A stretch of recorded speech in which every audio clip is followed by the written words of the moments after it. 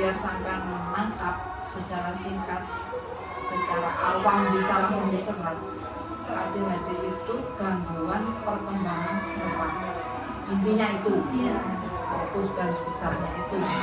Setelah itu, gangguan perkembangan saraf itu mengakibatkan susah fokus, hiperaktif, tantrum, terburu-buru, apapun itu yang dikerjakan itu terburu-buru.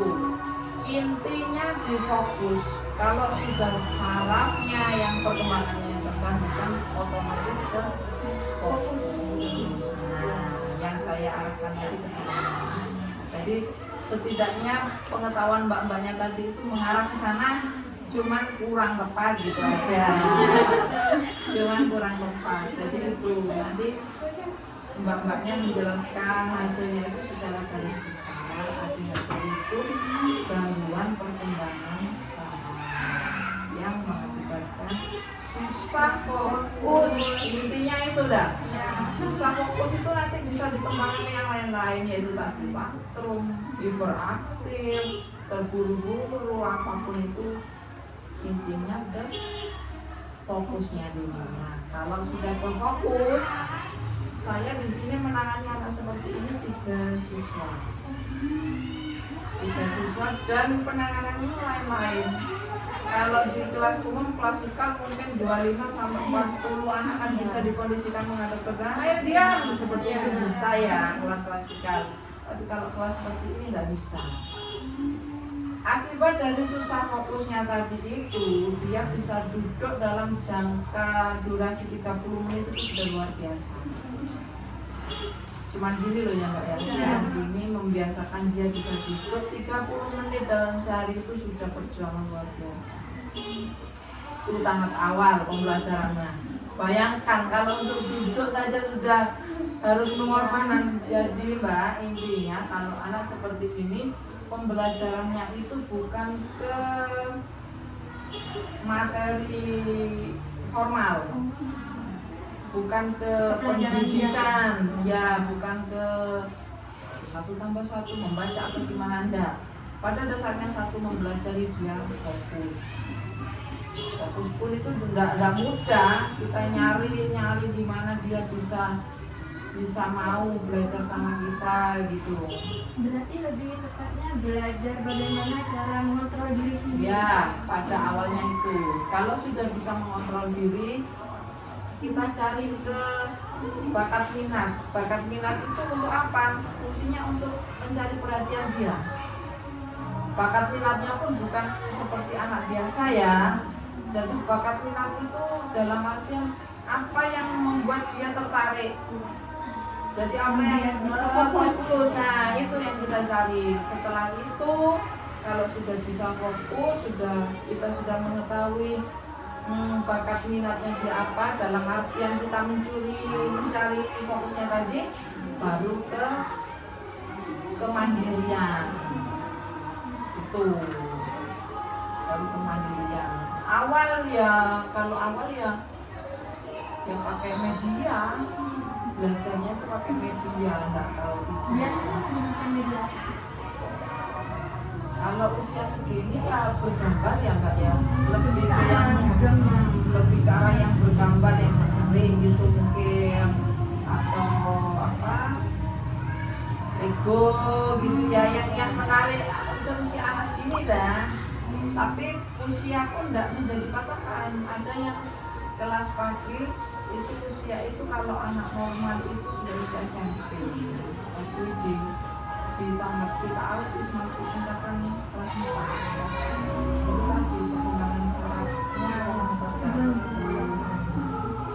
Jadi Mbak belajar seperti anak ini, pendamping anak ini, diludahi, ditampol itu sudah biasa, karena tantrumnya kan tidak tahu kita.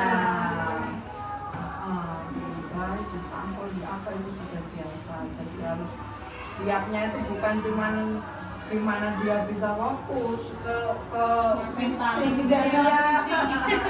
Fisik juga harus siap. Yang temannya ini tinggi besar.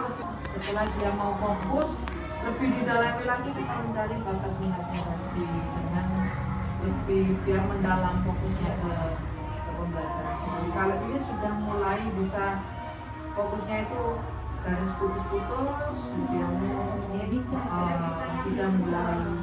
Tapi untuk berlenggak-lenggok ini sudah bisa. Jadi untuk mengarahkan ke lain pun itu harus tajam, harus zigzag ini. Kan sepertinya kan lurus metodenya, tapi kalau meliurin nggak bisa. Jadi seperti lurus gini, atau garis miring, ditambah lagi gini, baru bisa. Walaupun bertahun-tahun. Jadi kalau untuk wali murid menuntut untuk anak saya kok tidak bisa pendidikan yang misalnya ya membaca itu, ya perjuangannya ya begitu luar biasa, karena kan juga cara mengeceknya. Kalau untuk kan ini nggak mau kayaknya Mbak. Coba ya. Ini Bu, apa anak ADHD ini lebih mudah belajar dengan metode tertentu, misalnya kayak dikasih mainan atau dikasih media-medianya, Lebih menariknya tadi yaitu gambar, puzzle ya, Lego ya, selain itu lebih ke ini kan saraf motoriknya juga bermain gitu, sebentar seperti itu. Jadi ke hal-hal yang lebih menarik, tapi itu pun bagi dia tidak bertahan lama karena dia kan fokusnya juga bosan gitu. bosan ya. Kadang dipegang sebentar sobek gitu, sudah harus cari alternatif Iya. alternatif lain yang ya sekiranya apa yang menarik, hal-hal baru gitu.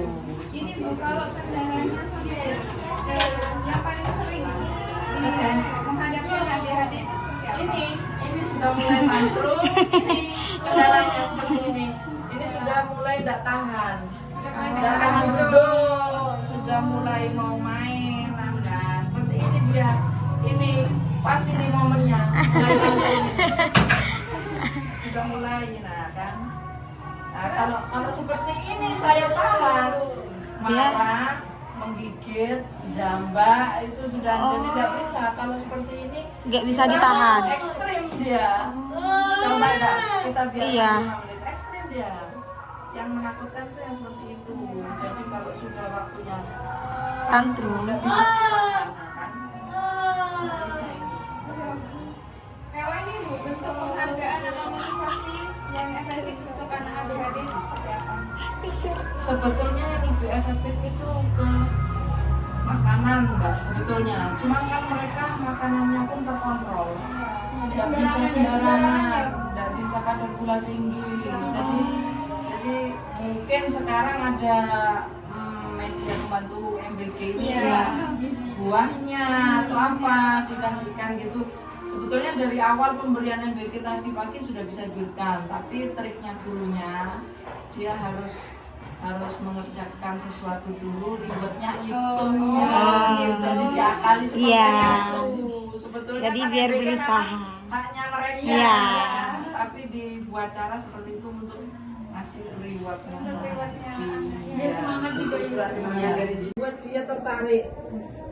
Jadi apa yang fokus, nah itu yang kita cari. Setelah itu kalau sudah bisa fokus, kita sudah mengetahui bakat minatnya dia apa, dalam artian kita mencari fokusnya tadi. Ayat pendek, surat-surat pendek itu Iya. fokus dia. Tantrum, kita baca surat-surat pendek entah itu Al-Fatihah, Alif Wasallam, diam dia. Seperti itu.